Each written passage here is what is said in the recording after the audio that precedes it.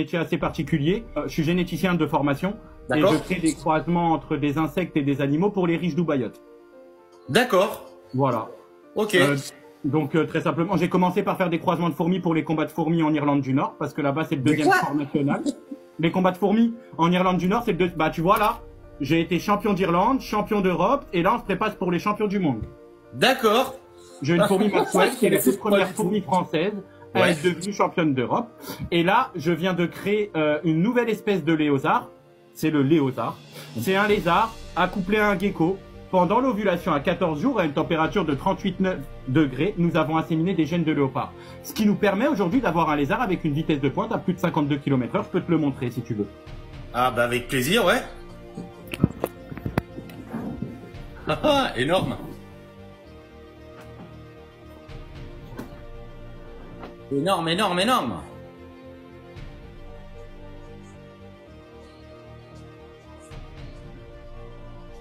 Léo. Léo. Ah oh, c'est quoi cette tête? Ouais. Ton grand-père est un léopard. Bah c'est pas possible. Alors c'est des accouplements génétiques. Évidemment, dans la nature, cet accouplement n'aurait jamais été possible. Et là, c'est pour les riches dubaïotes parce que là-bas, il y a des courses de lézards professionnelles. Je savais même pas, tu vois. Et du coup, moi, je les garde pendant 3 mois, je les forme, je les entraîne. Et ensuite, il y a quelqu'un qui vient les chercher en bas de chez moi en voiture et qui les emmène jusqu'à Dubaï. Mais tu les entraînes comment? Bah, je leur fais faire la course. Par exemple, hier, nous étions au rassemblement d'Aulnay-sous-Bois pour leur faire la course contre des voitures sans permis. Non, c'est des bêtises, ça, c'est pas vrai. Ah non, j'ai mis des vidéos sur mon compte, tu pourras aller voir avec grand plaisir. Eh ben, écoute, salut Kevin. Bonjour à tous. Eh ben, écoute, si tu me permets, je peux m'abonner à toi? Bah, avec grand plaisir, je m'abonne même à toi. Eh ben, avec grand plaisir, merci beaucoup, et je regarderai avec grand plaisir tes vidéos. Et là, alors l'exclusivité, dans 3 mois maintenant, je vais recevoir les toutes premières tortues volantes. Comment est-ce possible de créer des tortues volantes? C'est très simple.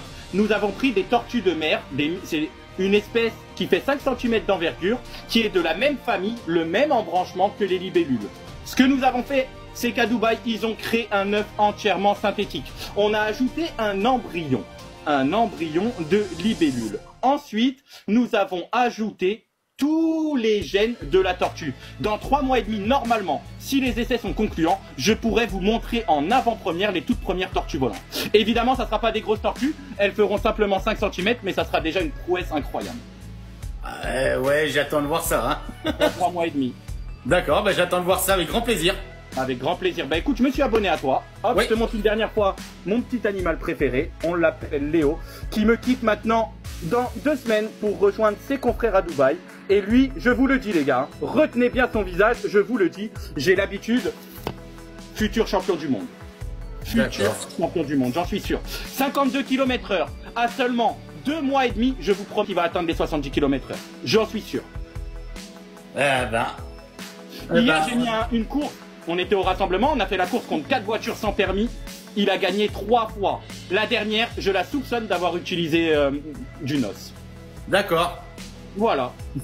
Ok, bah écoute, bah merci beaucoup. Bah avec grand plaisir. Ah, il est sorti, regarde.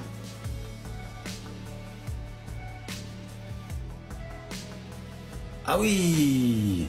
Et tu reconnaîtras la couleur du léopard. Ah ouais. Ah, elle est vraiment très jolie en tout cas. Ah, merci beaucoup. Merci beaucoup. Elle est vraiment très très jolie.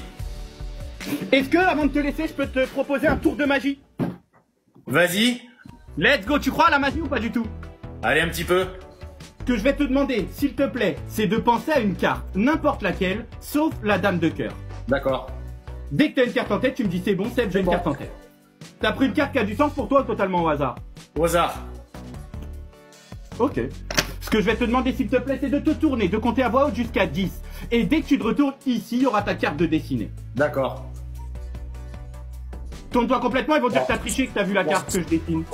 6, 7, 8, 9, 10. Oh l'enfoiré. Oh l'enfoiré.